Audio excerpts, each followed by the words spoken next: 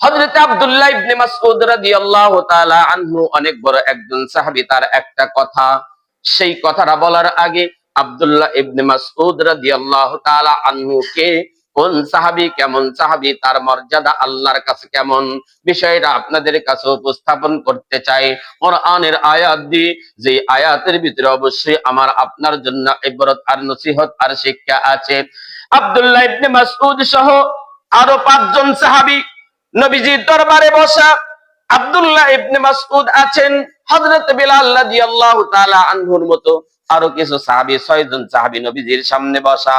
এবার যখন মক্কার কাফের আর লিডার গুলো নবীজির সামনে দিয়ে যায় আর আসে, যায় আর আসে, এক পর্যায়ে নবীজিকে বললেন, ইয়া রাসূলুল্লাহ, আপনার সামনে কিছু চাকর নৌকর সাধারণ মানুষ, কিছু ছোট শিশু বসে থাকে। এই জন্য আমরা যেহেতু মক্কার কাফের মুশরিক আর লিডার, আমরা যেহেতু নেতা আর লিডার, ওই যখন গোলাম গুলো আপনার দরবারে বসে থাকে, আমরা লিডার গুলো আপনার দরবারে আসতে পারি না, অন্যথায় আমাদের মনে চায় আপনার দরবারে যাইতে। কিন্তু আমরা তো লিডার, আপনার দরবারে বেলালের মতো মানুষ বসে থাকে, তো আমরা মক্কার লিডার আর নেতা হয়ে কিভাবে আপনার সামনে আসতে পারি? কারণ সে তো লিডার। যদি আপনার তাদেরকে সরান, আপনার সামনের থেকে এই গোলামদের, এই শিশুদের, এই গরিবদের, এই অসহায়, এই শ্রমিকদের আপনার সামনে থেকে সরান, আমরা লিডার গুলো আপনার দরবারে আসবো। মক্কার কাফেরেরা লিডার গুলো দিন পালন করবে কি পালন করবে না, কথাটা নবীজির সামনে বলতেছে, কতটুকু সত্য না মিথ্যা, তাদের অন্তরে কথা কি না না বাহ্যিক কথা জানে কে? আল্লাহ জানে। আল্লাহ সব ফাঁস করে দিয়েছে, আল্লাহ সব কিছু বলে দিয়েছেন। আল্লাহ পাক রব্বুল আলামিন কুরআনুল কারীমের সূরা আনআমের 52তম আয়াত কারিমা নাযিল করেছেন, ওয়ালা তাতরুদিল্লাযীনা ইয়াদউনা রাব্বাহুম বিল গাদাতি ওয়াল আশি ইউরিদুনা ওয়াজহা। হে আমার নবী, আপনার সামনে 6 জন সাহাবী বসে আছেন বেলাল, আছেন হযরত আব্দুল্লাহ ইবনে মাসউদ, আরো ছোটখাটো সাধারণ কিছু সাহাবী বসে আছে। হ্যাঁ আমার নবী, মক্কার কাফেররা আপনাকে যেই প্রস্তাবটা পেশ করেছে, আপনার দরবার থেকে এই সাহাবায়ে কিরামকে যখন আপনি সরাইবেন, কাফেররা আপনার সামনে আসবে, কখনো না আমি আপনাকে হুঁশিয়ার করে দিতেছি নবী, কখনো আপনি এই সাধারণ বেলালের মতো সাহাবায়ে কিরামকেও 6 জন সাহাবীকে আপনার সামনে থেকে বিতাড়িত করে দিবেন না। কি বোঝায়? ওয়ালা তাতরুদিল্লাযীনা ইয়াদউনা রাব্বাহুম, যারা সকাল সন্ধ্যা যেই সাহাবী আল্লাহকে ডাকে, হতে পারে সে শ্রমিক, হতে পারে সে গোলাম, হতে পারে সে সাধারণ, কিন্তু লিডার আর কাফেররা যদি আমল না করে, ঈমান গ্রহণ না করে, তাহলে লিডার কাফের নেতার চাইতে ওই সাধারণ শ্রমিক যে ঈমানদার, তার দাম আল্লাহর কাছে। এই আয়াত প্রমাণ। মুহতারাম হাজিরিন, তাহলে বোঝা যায় আব্দুল্লাহ ইবনে মাসউদ রাদিয়াল্লাহু তাআলা আনহু ওই 6 জন সাহাবী যাদের ব্যাপারে আল্লাহ কোরআনের আয়াত নাযিল করেছেন। তাহলে এই আব্দুল্লাহ ইবনে মাসউদ আল্লাহর কাছে অনেক বড় একজন মর্যাদাশীল এবং গ্রহণীয়, মাকবুল, প্রিয় একজন বান্দা। আমার এই আব্দুল্লাহ ইবনে মাসউদের একটা কথা বলার জন্যই আপনাদের সামনে এই ঘটনাটা এবং তার মর্যাদাটা আপনাদের সামনে তুলে ধরেছি। আব্দুল্লাহ ইবনে মাসউদ রাদিয়াল্লাহু তাআলা আনহু বলতেছেন,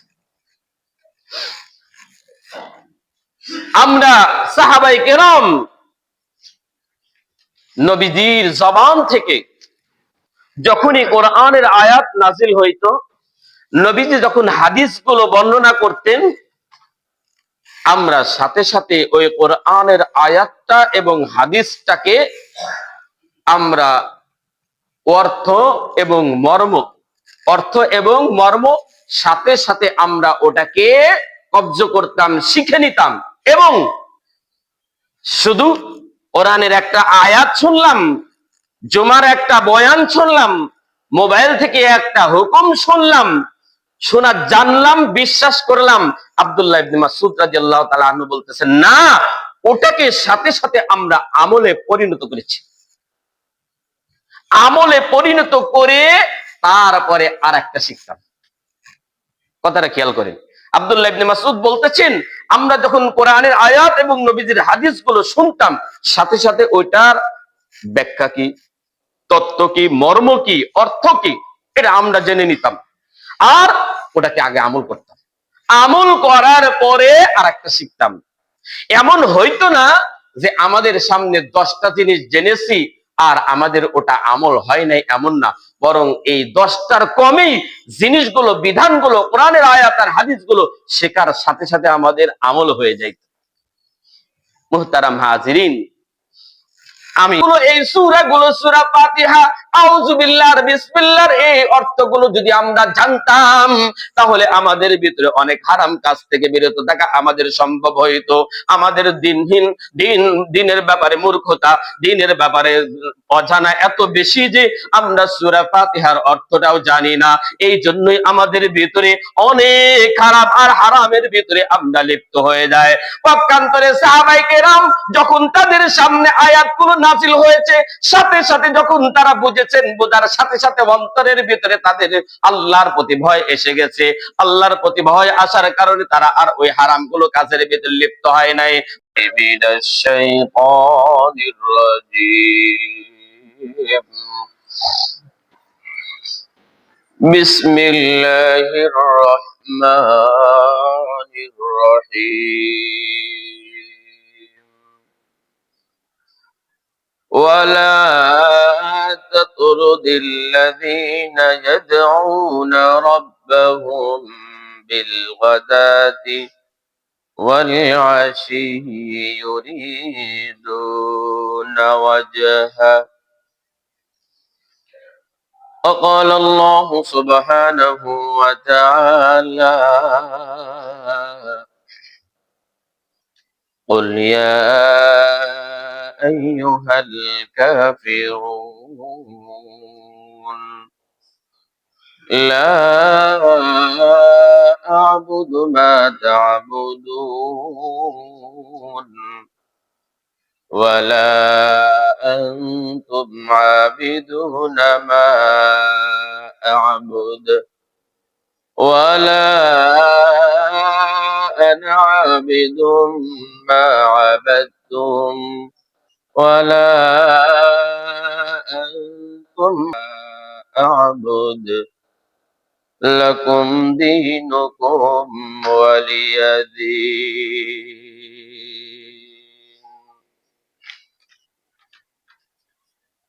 وقال النبي صلى الله عليه وسلم: قال لنوفل: اقرأ قل يا أيها الكافرون ثم نم على خاتمها فإنها براءة من الشرك، أو كما قال النبي عليه الصلاة والسلام. صدق الله المولانا العظيم وصدق رسوله النبي الكريم، ونحن على ذلك من الشاهدين والشاكرين، والحمد لله رب العالمين.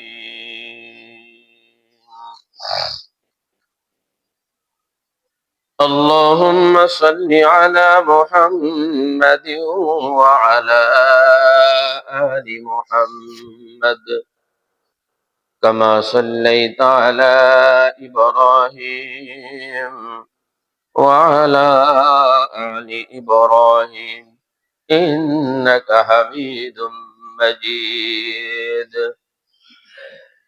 اللهم بارك على محمد وعلى آل محمد كما باركت على إبراهيم وعلى آل إبراهيم إنك حميد مجيد. بلغ العلا بكماله كشف الدجى بجماله حسنت جميع خصاله صلوا عليه وآله لا إله إلا الله لا إله إلا الله لا إله إلا الله لا إله إلا الله لا إله إلا الله لا إله إلا الله لا إله إلا الله لا إله إلا الله لا إله إلا الله لا إله إلا الله لا إله إلا الله لا إله إلا الله لا إله إلا الله لا إله إلا الله মুহাম্মাদুর রাসূলুল্লাহ সাল্লাল্লাহু আলাইহি ওয়াসাল্লাম আস্তাগফিরুল্লাহ আস্তাগফিরুল্লাহ রাব্বি মিন কুল্লি যামবিন ওয়া আতুবু ইলাইহি لا حول ولا قوة إلا بالله العلي العظيم سبحانك لا علم لنا إلا ما علمتنا الحمد لله ثم الحمد لله মহান আল্লাহ তাআলার দরবারে শুকরিয়া যিনি আমাদেরকে পবিত্র জুমার দিন জুমা মসজিদে আল্লাহ তাআলা এই মুহূর্তে আমাদেরকে কবুল করেছেন, মঞ্জুর করেছেন, নিয়ে এসেছেন। বড় দয়াল, বড় মেহেরবানি। এই জন্য আমরা আল্লাহ তাআলার দরবারে জবান খুলে দিল খুলে শুকরিয়া আদায় করি, বলি আলহামদুলিল্লাহ। আল্লাহ। মানুষ যখন বিভিন্ন ক্লান্তি, দুঃখ, মুসিবতে থাকে, বিভিন্ন টেনশন পেরেশানির ভিতরে, সে যখন আল্লাহর হুকুমগুলো যথার্থ পালন করে, তাহলে আল্লাহর হুকুমের দ্বারা মানুষের বিভিন্ন প্রকার টেনশন পেরেশানি এটা দূর হয়ে যায়। বান্দা যখন আল্লাহ তাআলার হুকুম আহকাম পালন করে, এটার দ্বারা মানুষের অনেক বিপদ আপদ কেটে যায়। বান্দা যখন আল্লাহ তাআলার হুকুম পালন করে, তখন তার মনের ভিতরে যে শান্তি দরকার, দিলের ভিতরে যে শান্তি দরকার, সেই শান্তি আল্লাহ পাক রব্বুল আলামিন আল্লাহর বান্দাদেরকে, আমলকারী বান্দাদেরকে দিয়ে দেন। আপনি খেয়াল করবেন, যখনই আমরা আল্লাহর হুকুম পালন করি, আল্লাহর ঘরে আসি,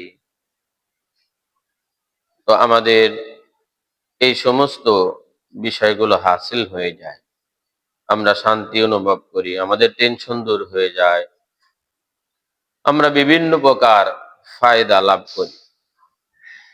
এই জন্য আল্লাহ তাআলার ঘরে বেশি বেশি আসা দরকার, আল্লাহ তাআলার হুকুম বেশি বেশি পালন করা দরকার। আল্লাহ পাক যেন আমাদেরকে আমলকারী, ইবাদতকারী বান্দা হিসেবে কবুল আর মঞ্জুর করেন। সকলেই বলি আমিন।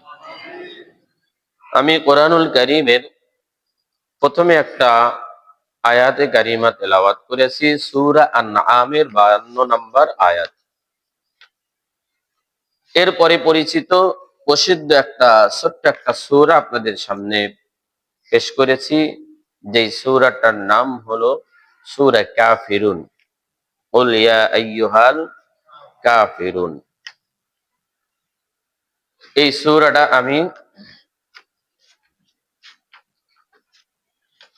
সূরাটা আমি আপনাদের সামনে তেলাওয়াত করে শুনিয়েছি। কথাগুলো বলা এবং এই সূরাটা আপনাদের সামনে নিয়ে আসার বেশ কয়েকটা গুরুত্বপূর্ণ কথা আছে। আসরে হাজের প্রেক্ষাপট হিসাবেও আমরা এই সূরা থেকে কিছু জিনিস শিখব। আবার একটা কথা আপনাদের সামনে বলবো, সেটা হলো আমরা যেই আল্লাহ তাআলার হুকুম আহকাম গুলো পালন করি, যে দোয়া দরুদ, যে সূরা গুলো পাঠ করি, এই সূরা, এই দোয়া দরুদের অর্থগুলো যদি আমাদের জানা থাকে, তাহলে আমাদের অনেক লাভ হবে। কি আমরা নামাজের ভিতরে সূরা পড়ি, সূরা ফাতিহা পড়ি, আউযু বিল্লাহ বিসমিল্লাহ পড়ি, এরপরে আরো যত দোয়া দরুদ গুলো আদায় করি, দরুদ শরীফ, আরো যে সময় যে দোয়াগুলো আদায় করি, এই দোয়ার যদি অর্থ, তরজমা, এই সূরা গুলো ধরে নেন 12টা সূরা, 10টা সূরা অনেকের মুখস্থ আছে, 4টা সূরা অনেকের মুখস্থ আছে। তা আমরা যদি এই সূরা গুলোর সংক্ষিপ্ত কিছু অর্থ নিজেরা আলেম ওলামাদের মাধ্যমে যদি আমরা একটু শিখে নেই, বুঝে নেই, তাহলে আমাদের অনেক লাভ হবে, অনেক লাভ হবে। যেমন লাভ, ধরেন আজকে ইনশাআল্লাহ আল্লাহ যদি চাহেন তো এই সূরার কিছু সংক্ষিপ্ত কথা আপনাদের সামনে বলবো। পক্ষান্তরে এই সূরার অর্থটা যদি আপনার জানা থাকতো, তাহলে আমার আর বলার কোনো দরকার ছিল না। না জানার কারণেই বলতে হচ্ছে। নাম্বার 1, আমরা অনেক সময় দুনিয়ায় চলতে ফিরতে কোন কাজ করব, কোন কাজ করব না, এটা আমরা শিখে নেই, বলে নেই ওয়াজ বয়ানের মাধ্যমে। কিন্তু কি কাজ করব, কি করব না, কেমন করে চলবো আর চলবো না, এটা আল্লাহর কোরআনে আছে না নাই? আছে। তো আমরা যদি সংক্ষিপ্ত ভাবে কোরআনের কিছু আয়াত আর সূরাগুলো অর্থ, তরজমা, মর্ম, সংক্ষিপ্ত ব্যাখ্যা যদি আমরা মুসলিম হিসাবে জানি, তাহলে আমাদের অনেক লাভ হবে। অনেক কি হবে? লাভ হবে। সেখান থেকে আমরা পিছিয়ে আছি, সেখান থেকে আমরা কি আছি? পিছিয়ে আছি। আমরা আউযু বিল্লাহর অর্থ কি, আউযু বিল্লাহি মিনাশ শাইতানির রাজিম, এর অর্থ কি মুসলিম অনেকেই জানে না। বিসমিল্লাহির রহমানির রহিমের অর্থ কি আমরা অনেকেই জানি না। এরপরে সূরা ফাতিহা আমাদের মুখস্থ আছে, নামাজে পড়তেছি, এই সূরা ফাতিহার তরজমা অর্থ কি এটা আমাদের অনেকের জানা নাই। আফসোসের কথা, দুঃখের কথা, কি বলেন? আফসোসের কথা, দুঃখের কথা যে আমরা মুসলিম হয়ে, আমরা ইমানদার হয়ে, আমরা কেমন ধর্ম অবলম্বী, ধর্ম সম্পর্কে, দিন সম্পর্কে, কোরআন সম্পর্কে আমাদের কতটুকু জ্ঞান আছে, আর কি পরিমাণ জ্ঞান আমাদের থাকাটা দরকার ছিল। যদি আমরা দ্বীনের এতটুকু জ্ঞান অর্জন করতে না পারি, তাহলে আমাদের ঈমানের ভিতরে সংখ্যা পয়দা হয়ে যাবে। কারণ আমার যদি জ্ঞান না থাকে কোনটা করা যাবে আর কোনটা করা যাবে না, এই জ্ঞান যদি আমি হাসিল না করি, তাহলে তো আমি যেটা করা যাবে সেটাও করব, অথবা ছেড়ে দেব, যেটা করা যাবে না ওটাও করব। কিসের কারণে হবে? না জানার কারণে, এলেম না থাকার কারণে, আল্লাহর দেওয়া কোরআন, নবীর দেওয়া হাদিসের এলেম না থাকার কারণে। এই জন্য আমি এই সূরা কাফিরুনের সংক্ষিপ্ত দুইটা কথা, অনেক কথা আছে তার ভিতরে সূরা কাফিরুনের শুরু থেকে শেষ পর্যন্ত দুইটা কথা আমি আপনাদের সামনে তুলে ধরবো। একটা মেসেজ যে আসলে ইলমে দ্বীন, কোরআন হাদিসের জ্ঞান আমাদের এই সামান্য পরিমাণ থাকা দরকার, না হইলে আমাদের ঈমানের ভিতরে কমতি আসবে। আর এই এলেমটুকু আমাদের যদি থাকে তাহলে দেখা যাবে আমরা নিজেরাই অনেক হারাম থেকে বাঁচতে পারবো, অনেক হালাল কাজ আমরা করতে পারবো। দেখেন তো মনের ভিতরে আফসোস হয় কিনা যে আমাদের এই যেই আয়াত, যেই সূরাগুলো, যেই দোয়া দরুদ গুলো আমরা প্রতিনিয়ত নামাজের বাহিরে পাঠ করি, এটার তরজমা অর্থ যদি আমাদের জানা থাকে তাহলে ভালো লাগবে। তাহলে কি লাগবে? ভালো লাগবে। আল্লাহ। তো সূরা কাফিরুন সম্পর্কে দুইটা কথা। নাম্বার এক কথা, এই সূরা কাফিরুন আরো যে অনেক সূরা গুলো আছে, এই সূরা গুলোর কিছু ফজিলত আছে, কিছু আমল আছে, কিছু ফজিলত আছে, কিছু আমল আছে। একটা ফজিলত আর আমল আপনাদের সামনে বলবো, আর একটা হলো সূরা কাফিরুনের একটা ব্যাখ্যা আপনাদের সামনে তুলে ধরবো, যেটা আসে হাজির প্রেক্ষাপট অনুযায়ী আমাদের জন্য উপকারী হবে। নাম্বার এক, নবী আলাইহিস সালাম কিছু কিছু আমলকে বেশি বেশি আদায় করেছেন। ঠিক তদ্রূপ কোরআনের শুরু থেকে নিয়ে শেষ পর্যন্ত সূরা নাস, যে কোনো আয়াত, যে কোনো সূরা দিয়ে নামাজ পড়লে, ফরজ নামাজ, এরপরে ওয়াজিব নামাজ, সুন্নত নামাজ, যে কোনো নামাজ যে কোনো আয়াত বা সূরা দিয়ে পড়লে হয়ে যাবে। কিছু সূরাকে আল্লাহ নবী সাল্লাল্লাহু আলাইহি ওয়াসাল্লাম তার জবানে, পাক জবানে, হাদিসের ভাষায় কিছু সূরার গুরুত্ব বেশি আসছে। এটা আল্লাহ তাআলাই দিয়েছেন, আল্লাহ তাআলাই দিয়েছেন। নবী আলাইহিস সালাম তার হাদিসে কিছু কিছু সূরার গুরুত্ব, ফজিলত বেশি বর্ণনা করেছেন। এরপরে কিছু সূরার আমলও নবীজি বেশি বেশি করেছেন। তার ভিতরে সূরা কাফিরুন, যেটা আমি তেলাওয়াত করে আপনাদের সামনে শুনিয়েছি, এই সূরা কাফিরুন আর একটা সূরা কুল হুয়াল্লাহু আহাদ, সূরা ইখলাস, এই দুইটা সূরা দিয়ে নবী আলাইহিস সালাম ফজরের নামাজের 2 রাকাত সুন্নত, এই দুইটা সূরা দিয়ে বেশি বেশি পড়েছেন। ফজরের নামাজের 2 রাকাত সুন্নত, ফরজের আগে 2 রাকাত সুন্নত নবী আলাইহিস সালাম সূরা কাফিরুন আর সূরা ইখলাস দ্বারা বেশি বেশি আদায় করেছেন। মাগরিবের নামাজের পরে 2 রাকাত সুন্নত নামাজ আছে, মাগরিবের নামাজের পরে 2 রাকাত সুন্নত নামাজ আছে। নবী আলাইহিস সালাম মাগরিবের পরে 2 রাকাত সুন্নত নামাজের ভিতরে এই সূরা কাফিরুন আর কুল হুয়াল্লাহু আহাদ, সূরা ইখলাস বেশি বেশি পড়েছে। তাহলে অবশ্যই বোঝা যায় যে এই সূরাটার ভিতরে আমল, ফায়দা, লাভ বেশি। নবীজির দরবারে এক সাহাবী এসে বললেন, ইয়া রাসূলুল্লাহ, আমরা ঘুমের আগে কি দোয়া পড়ে ঘুমাবো? ঘুমের আগে কি দোয়া পড়ব?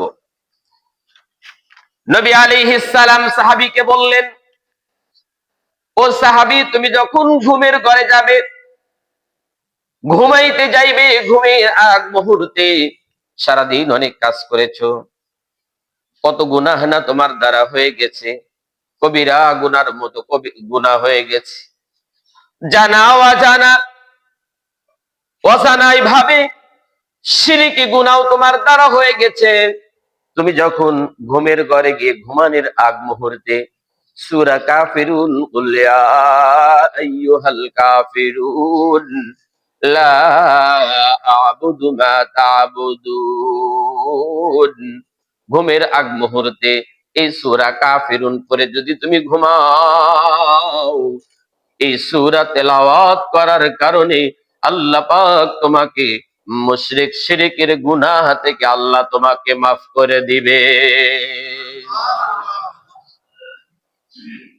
আহ, যারা আমল করার আগ্রহী, যারা আমলিয়াতের মানুষ, এই আমলটা যখন আমরা করব, এই আমলটা কতদিন করব? মৃত্যু পর্যন্ত। কি বলেন? ইনশাআল্লাহ মৃত্যু পর্যন্ত আমরা আমল করব। ভুলে যাব না তো? হ্যাঁ, ভুলে যাব না ইনশাআল্লাহ। আল্লাহ পাক যেন আমাদেরকে এই আমলটা করার তৌফিক দান করেন।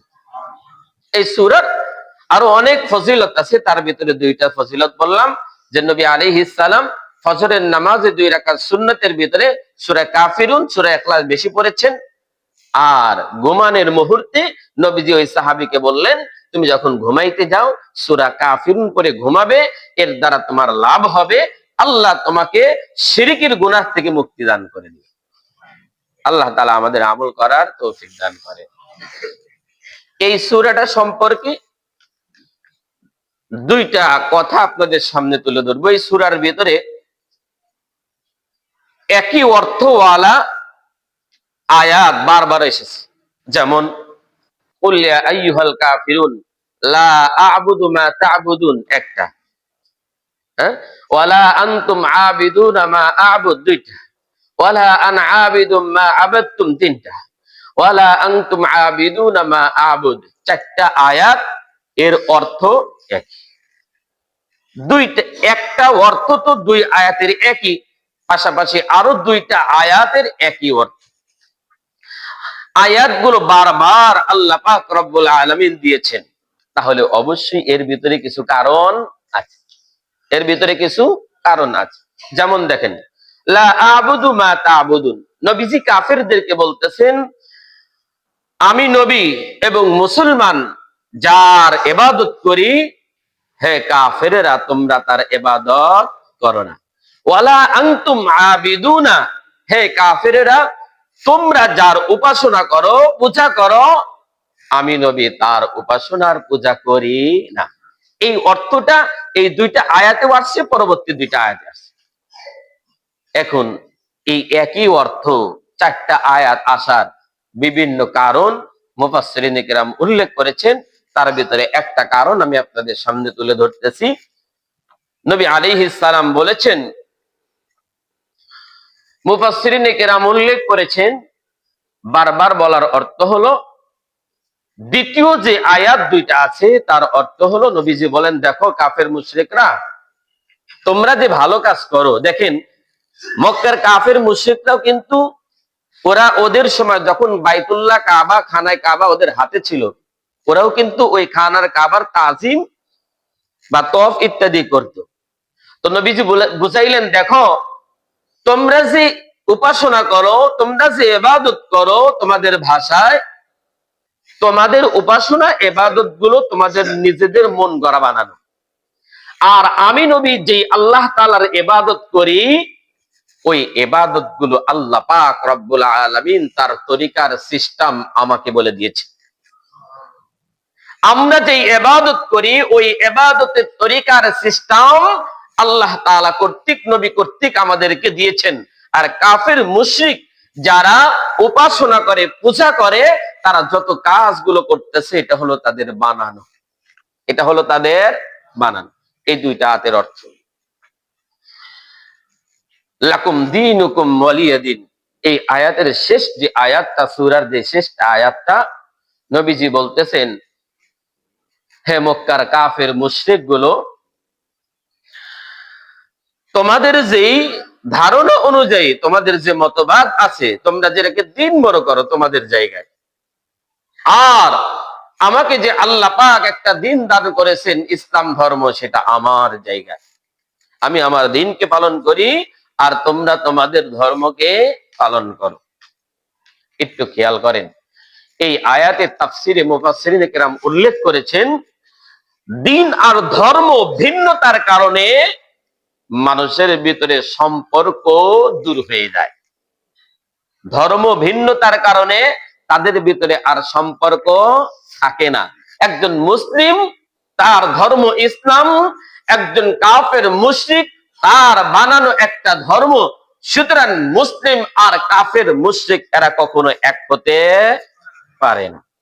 ছোট্ট একটা দৃষ্টান্ত আর ঘটনা আপনাদের সামনে তুলে ধরলে লাকুম দীনুকুম ওয়ালিয়া দীনের ব্যাখ্যাটা আরো সুন্দর আপনাদের কাছে স্পষ্ট হবে, এবং আমাদের যে ধ্যান ধারণা সেখান থেকে আমরা বের হয়ে এসে নবী আলাইহিস সালাম, সাহাবায়ে কেরাম এই আয়াতের যে ব্যাখ্যা এবং যা আমল করেছেন সেটা আমাদের কাছে বুঝে আসবে।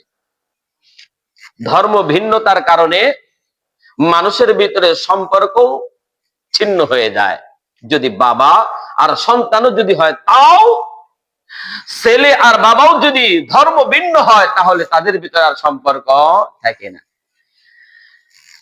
উম্মাহাতুল মুমিনিন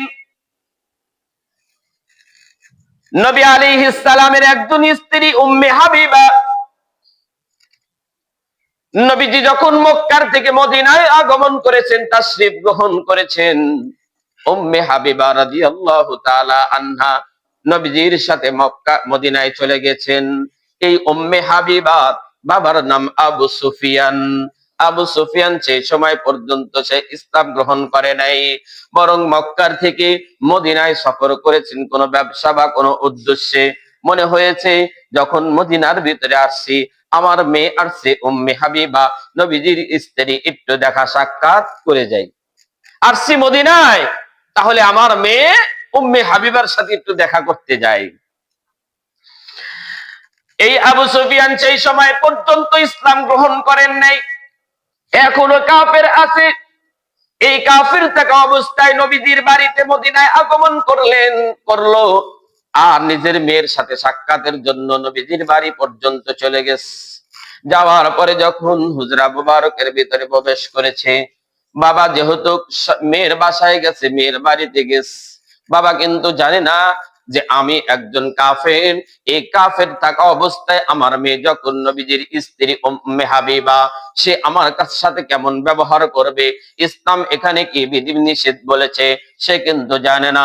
এই জন্য ঘরের ভিতরে যাওয়ার পরে যখন নবীজি যে বিছানায় শুয়ে থাকতেন, নবীজি যে বিছানায় আগমন করতেন, নবীজি যে বিছানায় বসতেন, ওই যে আবু সুফিয়ান মেয়ের বাসায় গেছে, নিজের মেয়ে বাসায় যাওয়ার পরে যখন নবীজির খাটের উপরে শুইতে গেছেন আর বসতে গেছেন, সাথে সাথে মেয়ে উম্মে হাবিবা বলছে, বাবা খবরদার, আপনি কাফের থাকা অবস্থায় আপনি আমার বাবা হতে পারেন, কিন্তু এই নবীজির খাট আর বিছানার উপরে আপনার বসা যাবে না, বসা যাবে না। সে তো বাবা, আবু সুফিয়ান তো বাবা, মেয়ের বাসায় গেছে, মেয়ে বলতেছে, উম্মে হাবিবা নবীজির স্ত্রী বলতেছে, খবরদার, আপনি এই নবীজির খাটের উপরে বসতে পারবেন না, কারণ এখন পর্যন্ত আপনি ইসলাম গ্রহণ করেন নাই, কাফের অবস্থায় আছেন। সুতরাং আমি নবীজির স্ত্রী হয়ে, আমি ইসলাম ধর্মের অবলম্বী হয়ে, আমার দ্বীনের একটা রুচি আছে, আমার ধর্মের একটা রুচি আছে, আমার নবীজির একটা রুচি আছে। আপনি কাফের থাকা অবস্থায় হতে পারেন বাবা, কিন্তু নবীজির বিছানার উপরে আপনার বসা যাবে না। কি বুঝলেন? কি ধর্ম ভিন্নতার কারণে মানুষের ভিতরে সম্পর্ক ভিন্ন হয়ে যায়। সুতরাং এখান থেকে আমাদেরকে সরে আসতে হবে। এই যদিও জিনিসটা চলে গেছে, তারপরেও আলোচনা আসতে পারে যে এই যে আমাদের পূজা, মূর্তি পূজা গেল, এখানে কি আমরা শুভেচ্ছা জানাইতে পারি? আচ্ছা, শুভেচ্ছা জানার অর্থ কি জানেন? আপনি একটা কাজ করেছেন, সেই কাজটা ভালো কাজ, আপনাকে ধন্যবাদ আর শুভেচ্ছা জানাইলাম। এখন মূর্তি পূজারীদের কোনো শুভেচ্ছা হয় না। সামনের থেকেই যারাই ধরেন দেশের উপরস্থ পদে হিসেবে আপনি আসীন হতে চান, মনে রাখবেন তারাও দেশের জনগণ, তাদের নিরাপত্তা দিতে হবে, কিন্তু তাদের ধর্মের উপরে শুভেচ্ছা জানানোর কোনো সুযোগ নেই। আচ্ছা, কথাটা একটু অন্যদিকে নেন তো। মুসলমান কখনো তাদেরকে এই ধর্মের ভিতরে একত্র করতে পারবে না। এবার দেখেন বর্তমান সময়ে কাফের, মুশরিক, ইয়াহুদ, নাসারা যা আছে, তারা কি কখনো কোনো মুসলমানকে তারা ভালোবাসতেছে? হ্যাঁ, ভালোবাসতেছে? কখনো না। মুহতারাম হাজরিন, বড় আফসোস আর দুঃখের বিষয়, কথাগুলো আপনাদের জানা থাকতে হবে। বিশ্ব নিয়ে কোথায় কি হচ্ছে এটা একটু আপনার জানা থাকতে হবে। আমরা মুসলমান কোন অবস্থায় আছি, আমাদের কাফির মুশরিকদের সাথে সম্পর্ক থাকা যাবে না, ইসরায়েলি ইহুদিদের সাথে সম্পর্ক থাকা যাবে না, ওই নেতার সাথে সম্পর্ক থাকা যাবে না। আমরা তো মনে করতেছি নাই না। একটু খেয়াল করেন, ইসরায়েলের প্রধানমন্ত্রী সে বলেছে যে আমাকে তলে তলে ভাষা, মানে গোপনে গোপনে অনেক মুসলিম রাষ্ট্র আমাকে ধন্যবাদ দিতেছে, আর উপরে উপরে মুসলিম রাষ্ট্রগুলো এই ইসরায়েলের বিরোধিতা করছে। হাই রে মুসলমান, আজকে যখন এই গাজার ভিতরে এই ত্রাণবাহীগুলো যখন এই প্রবেশ করতেছে, খাবারগুলো ত্রাণগুলো নিতে দিচ্ছে না, অথচ এই ইয়াহুদ, এই কাফের মুশরিকদের আমি কি শুভেচ্ছা জানাইতে পারি? হ্যাঁ মুহতারাম হাজরিন, একটু খেয়াল করবেন। আমি বলতেছিলাম যে আমাদের ধর্মীয় বিষয়ে জ্ঞানের অভাব আছে। আমরা যদি সূরা ফাতিহা পড়ি, সূরা ফাতিহার তরজমাটা জানতাম, আমরা সূরা ইখলাস পড়ি কুল হুয়াল্লাহু আহাদ, এই তরজমাটা আমরা জানতাম, যদি অর্থটা বুঝতাম, আমরা আউযু বিল্লাহ পড়ি, মুসলিম আউযু বিল্লাহর অর্থটা জানি না, বিসমিল্লাহ পড়ি, বিসমিল্লাহর অর্থটা জানি না, এত নসিহত তো দরকার হবে না। যদি আমাদের মুসলিম হিসাবে যতটুকু জ্ঞান অর্জন করা আমার আপনার উপরে ফরজ ছিল, সেটা যদি আমার দ্বারা আদায় হয়ে যায়, তাহলে দেখবেন আমি নিজে নিজেই দিন পালন করতে পারছি। মুহতারাম হাজিরিন, যখনই দ্বীনের জ্ঞানের ব্যাপারে কথা উঠছে, মনে পড়ে যায় হযরত আব্দুল্লাহ ইবনে মাসউদ রাদিয়াল্লাহু তাআলা আনহু, অনেক বড় একজন সাহাবী, তার একটা কথা, সেই কথাটা বলার আগে আব্দুল্লাহ ইবনে মাসউদ রাদিয়াল্লাহু তাআলা আনহু কে, কোন সাহাবী, কেমন সাহাবী, তার মর্যাদা আল্লাহর কাছে কেমন, বিষয়টা আপনাদের কাছে উপস্থাপন করতে চাই কোরআনের আয়াত দিয়ে, যে আয়াতের ভিতরে অবশ্যই আমার আপনার জন্য ইবরত আর নসিহত আর শিক্ষা আছে। আব্দুল্লাহ ইবনে মাসউদ সহ আরো 5 জন সাহাবী নবীজির দরবারে বসা। আব্দুল্লাহ ইবনে মাসউদ আছেন, হযরত বিলাল রাদিয়াল্লাহু তাআলা আনহুর মতো আরো কিছু সাহাবী, 6 জন সাহাবী নবীজির সামনে বসা। এবার যখন মক্কার কাফের আর লিডার গুলো নবীজির সামনে দিয়ে যায় আর আসে, যায় আর আসে, এক পর্যায়ে নবীজিকে বললেন, ইয়া রাসূলুল্লাহ, আপনার সামনে কিছু চাকর নৌকর সাধারণ মানুষ, কিছু ছোট শিশু বসে থাকে, এই জন্য আমরা যেহেতু মক্কার কাফের মুশরিক আর লিডার, আমরা যেহেতু নেতা আর লিডার, ওই যখন গোলাম গুলো আপনার দরবারে বসে থাকে, আমরা লিডার গুলো আপনার দরবারে আসতে পারি না, অন্যথায় আমাদের মনে চায় আপনার দরবারে যাইতে, কিন্তু আমরা তো লিডার, আপনার দরবারে বেলালের মতো মানুষ বসে থাকে, তো আমরা মক্কার লিডার আর নেতা হয়ে কিভাবে আপনার সামনে আসতে পারি? কারণ সে তো লিডার। যদি আপনার তাদেরকে সরান, আপনার সামনের থেকে এই গোলামদের, এই শিশুদের, এই গরিবদের, এই অসহায়, এই শ্রমিকদের আপনার সামনে থেকে সরান, আমরা লিডার গুলো আপনার দরবারে আসবো। মক্কার কাফেরেরা, লিডার গুলো দিন পালন করবে কি পালন করবে না, কথাটা নবীজির সামনে বলতেছে, কতটুকু সত্য না মিথ্যা তাদের অন্তরে কথা কি না, না বাহ্যিক কথা জানে কে? আল্লাহ জানে। আল্লাহ সব ফাঁস করে দিয়েছে, আল্লাহ সব কিছু বলে দিয়েছেন। আল্লাহ পাক রব্বুল আলামিন কুরআনুল কারীমের সূরা আনআমের 52তম আয়াত কারিমা নাযিল করেছেন, ওয়ালা তাতরুদিল্লাযীনা ইয়াদউনা রাব্বাহুম বিল গাদাতি ওয়াল আশি ইউরিদুনা ওয়াজহা। হে আমার নবী, আপনার সামনে 6 জন সাহাবী বসে আছেন বেলাল, আছেন হযরত আব্দুল্লাহ ইবনে মাসউদ, আরো ছোটখাটো সাধারণ কিছু সাহাবী বসে আছে। হ্যাঁ আমার নবী, মক্কার কাফেররা আপনাকে যেই প্রস্তাবটা পেশ করেছে, আপনার দরবার থেকে এই সাহাবায়ে কিরামকে যখন আপনি সরাইবেন, কাফেররা আপনার সামনে আসবে, কখনো না আমি আপনাকে হুঁশিয়ার করে দিতেছি নবী, কখনো আপনি এই সাধারণ বেলালের মতো সাহাবায়ে কিরামকেও 6 জন সাহাবীকে আপনার সামনে থেকে বিতাড়িত করে দিবেন না। কি বোঝায়? ওয়ালা তাতরুদিল্লাযীনা ইয়াদউনা রাব্বাহুম, যারা সকাল সন্ধ্যা যেই সাহাবী আল্লাহকে ডাকে, হতে পারে সে শ্রমিক, হতে পারে সে গোলাম, হতে পারে সে সাধারণ, কিন্তু লিডার আর কাফেররা যদি আমল না করে, ঈমান গ্রহণ না করে, তাহলে লিডার কাফের নেতার চাইতে ওই সাধারণ শ্রমিক যে ঈমানদার, তার দাম আল্লাহর কাছে। এই আয়াত প্রমাণ। মুহতারাম হাজিরিন, তাহলে বোঝা যায় আব্দুল্লাহ ইবনে মাসউদ রাদিয়াল্লাহু তাআলা আনহু ওই 6 জন সাহাবী যাদের ব্যাপারে আল্লাহ কোরআনের আয়াত নাযিল করেছেন। তাহলে এই আব্দুল্লাহ ইবনে মাসউদ আল্লাহর কাছে অনেক বড় একজন মর্যাদাশীল এবং গ্রহণীয়, মাকবুল, প্রিয় একজন বান্দা। আমার এই আব্দুল্লাহ ইবনে মাসউদের একটা কথা বলার জন্য আপনাদের সামনে এই ঘটনাটা এবং তার মর্যাদাটা আপনাদের সামনে তুলে ধরেছি। আব্দুল্লাহ ইবনে মাসউদ রাদিয়াল্লাহু তাআলা আনহু বলতেছে, আমরা সাহাবায়ে কেরাম নবীজির জবান থেকে যখনই কোরআনের আয়াত নাজিল হইতো, নবীজি যখন হাদিসগুলো বর্ণনা করতেন, আমরা সাথে সাথে ওই কোরআনের আয়াতটা এবং হাদিসটাকে আমরা অর্থ এবং মর্ম সাথে সাথে আমরা ওটাকে কব্জ করতাম, শিখে নিতাম। এবং শুধু কোরআনের একটা আয়াত শুনলাম, জুমার একটা বয়ান শুনলাম, মোবাইল থেকে একটা হুকুম শুনলাম, শোনা জানলাম, বিশ্বাস করলাম, আব্দুল্লাহ ইবনে মাসউদ রাদিয়াল্লাহু তাআলা আনহু বলতেছেন, না, ওটাকে সাথে সাথে আমরা আমলে পরিণত করেছি। আমলে পরিণত করে তারপরে আর একটা শিখতাম। কথাটা খেয়াল করেন।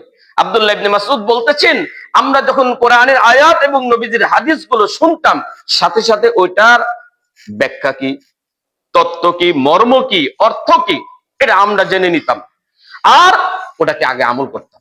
আমল করার পরে আর একটা শিখতাম। এমন হইতো না যে আমাদের সামনে 10টা জিনিস জেনেছি আর আমাদের ওটা আমল হয় নাই, এমন না।